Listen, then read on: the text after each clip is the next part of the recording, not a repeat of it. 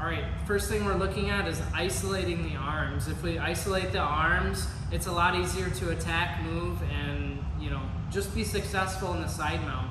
If my partner has frames, this is a problem, and he always uses them to defend. So I gotta get them out of here.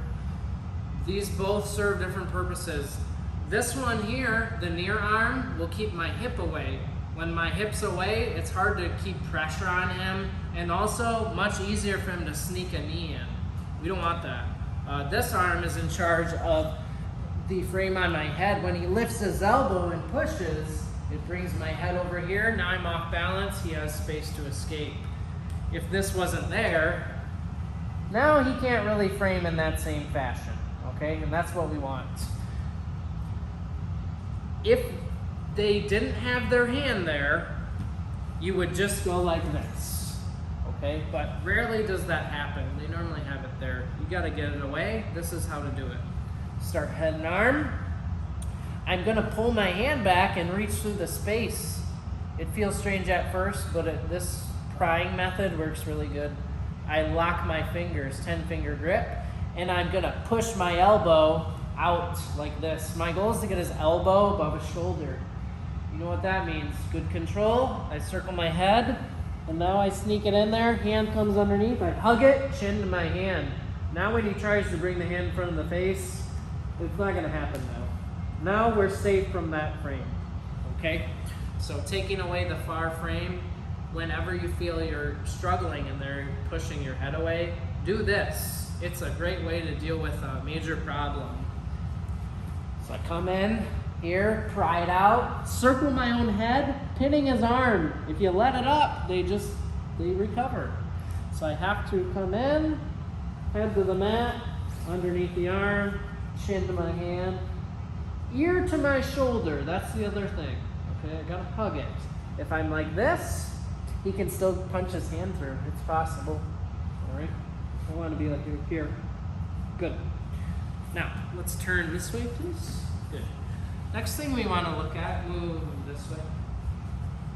Good. The near arm, trapping the near arm. Okay. So remember, like we said, it helps them keep the hips away. All right. Let's say I achieved this here. Got the far arm away. Now I'm looking at the near arm. One thing we want to start looking at is walking our legs towards theirs. If we can get a slight turn in their hips, that's what we want. Once this happens, I pop up and I want to put my knee in the center of his chest. Not squashing him with my knee, just hovering there. Our main goal is this. We want to slide our knee inside and over top of that arm so that we can pin it, and now it's not in our way, okay? So it's just a shin pin. It's sliding our shin or a knee right over that arm. The closer we get to the center, the easier this is. Typically, people have their hands not lined up with their shoulders. That's not how you normally frame or defend your neck. Hands are more in like a praying type of position. That's just the angle. If I just come right up here, I'm not going to slide past the hand. You got to get past the hand. This is how you control this way. Even if I don't have this one under control, you have to do one or the other. Know this too. Or you might be working on both at once. So don't get too caught up on I have to do this one then that one. You can go for this first and then after. Or both at the same time. The more comfortable, the better you'll get at it. Alright? I won't do it with a far arm control. I'm just looking to move in, slide, and I come down. My body weight is real important. I want to make sure that I come forward so that I'm posted. Alright? I'm posted, I'm safe. I'm not going to get tipped over as easy now. As I come down, here we are. So we've isolated the arms, but, I got to do this one again. Coming out, pry it, circle the head. Here we go, double trapped arms. This is where you want to be to initiate your side mount attacks. Now from here, let's look at just starting a Kimura. So after you trap these, okay, let's take a look at this. I'm going to be bringing my arm in front, controlling his head. I clasp his shoulder. I want to bring my elbow up as I pull him. Now my goal is this. Look at my legs. I'm going to pass off my legs, one to the other.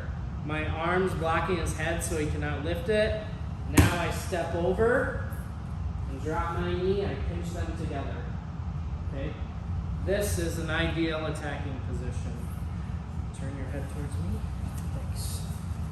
So I slid over, passed it off, knees on the ground, pinching together. They gotta squeeze. If they don't, they can always pull their head out of there and they get out.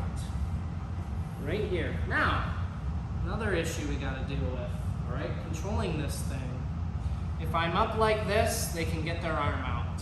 I wanna make sure I hug it and bring my head right on their hip.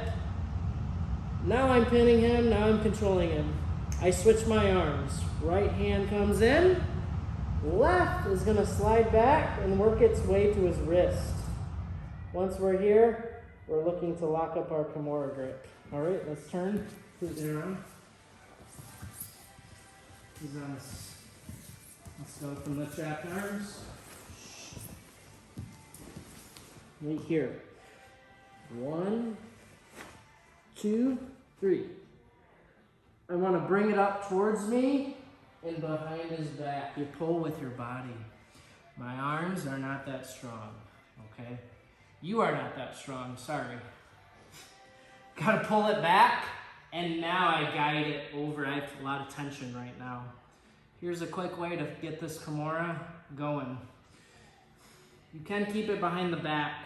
Sometimes it's hard to pin them, all right? If they're real adamant on staying forward this way, I can't drive them down, okay? You could finish your Kimura from here, all right? But you gotta have really good control. Not everybody will tap to that, okay? If I was stuck here, there's still room to move. I would try to get out, okay? You should too. I come over, I wanna punch this down to the mat and use my body weight. Be careful, you don't wanna pull or push this arm back when you do it too far, because the gravity will mess up their arm. I wanna slowly look where I go. Look how I do it, all right? It's almost like I'm falling forward, alrighty? Let's turn one more time. Thanks, sir. So, we are here. Boom.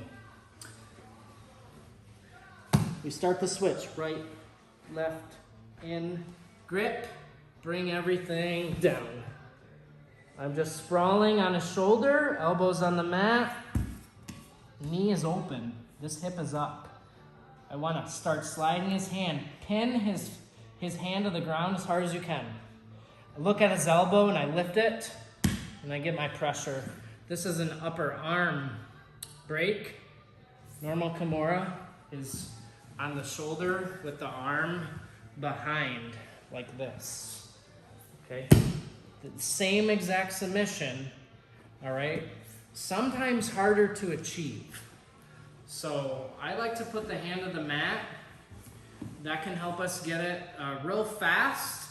Also, it'll inspire them to move their arm, and you can attack it in different ways too. So just know with that right there, there's many different things, okay? Let's turn with your head this way. We'll do one more thing from this scenario. We'll put your legs down just as reference. You would never leave your legs down. I get here in this scenario, okay? Now, once I get my Kimura grip, if I feel I can't get the hand behind the back, because sometimes this is gonna happen, you're not gonna get it. I stay tight. I am looking to do this. I wanna slide my knee up. And now I'm just going to step up on my other foot and pivot and turn, and I fall back. I'm in the armbar position. So from here, we can start going for the things we know from that. So when you can't get the hand behind the back, you can always slide forward and go into a nice little armbar. It's a really standard setup that's easy to get into. So I lock up Kimura grip. If you can't lock up Kimura grip, For some reason, it's probably because their hands are together, all right? And that's another problem, okay? And we can look at that. But first, I can't get it behind. I keep it in front, I step up. I'm both wearing blue, what are the chances? I turn, I come down, and now I have that leg ready to go. Okay, so simple setup to the arm bar, alrighty? Let's look at another scenario. Let's see if we can make it happen, okay?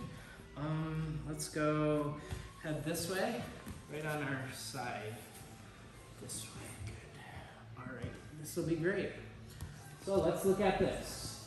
I'm getting in these scenarios with the shin pin and coming around. Now, you gotta notice some things. You can be here with your knees around their head. You can also be here with a leg over their arm, all right? There's a big difference. It's harder for him to lock his hands when I'm over his arm, all right? Because I can use my leg to pressure down and keep him at bay and I can lift. But if I'm not there, there's no way I can prevent this now. Ain't gonna happen. Not a big deal, okay? One thing that we're looking for, we wanna kind of penetrate this opening. There's an opening there, all right? Sometimes, most of the time, honestly, people aren't that disciplined to keep their hands in, all right? But if you're watching this, here's a tip. Keep your hands in if you're on your side and someone's above you here, alrighty? But if there's even a little bit of space, even if there's a little bit of space, all right, I can use this arm to kind of snake in and open up space. See that there? Remember, we have them hooked. So I'm not in danger of losing their arm. I don't need a Kimura grip to be successful here. I just need elbow to elbow control. I can reach through the other arm and start to open things up. Now, what we're looking for here, we're gonna keep the Kimura grip though, okay? Because it will help the next part. You could do it this way though. Remember, there's more than one way. I'm gonna be looking to do this. Bring my weight back, kind of on my right side now. And my goal is to step my foot through here. And I'm just gonna look to fall to my side, and I wanna kick my leg through. After this, I reach through, and this way. Okay, I'm using my left arm, the one closest to his head. I wanna pull the arm close to me. Now I start turning down, and now I start to lock up a side triangle, okay? If the hands are unlocked, and they're not holding anymore, I can always switch right to a normal Kimura from the side mount. So kind of double attack. Let's turn around once again, thanks. All right, you won't see this way, but you'll see things going on here. So I can't, his hands are locked, I can't get it behind the back, all right? We're gonna be kind of leaning this way and stepping up. You won't be able to step up if you stay square. Your foot can't get inside there. You're way too narrow and off balance right now. So I have to make sure I kind of lean, and now I'm going to step. I can fall and pull everything with me. He's locked in there. He's locking himself. I reach through and pull, and I kick out. You can keep the hands locked still, all right? Now, from here, now we're looking to start locking up that triangle behind them. I'll be honest, any triangle is not my expertise for finishing, okay? But it's a great control. I would go here in a heartbeat because we have access to their arms now. Here, you can come back up into an arm bar now. There's a lot to be done with that side triangle, all right? So these are some great attacks to start with on the side mount. If you make it a priority to trap their arms, oh man, you're gonna have such an advantage. Also remember though, if you're on the bottom, you can fight to get your arms back. So if I were you, if somebody was trying to trap my arms, try to defend it. Even if they do trap it, you can still find ways to wiggle out and get that arm free. It'll save you on both sides. So what do we got? Side mount, trapping arms into a Kimura, arm bar, side triangle. Lots of great attacks. Try it out. Good luck. Here we go. For your viewing pleasure, gentlemen.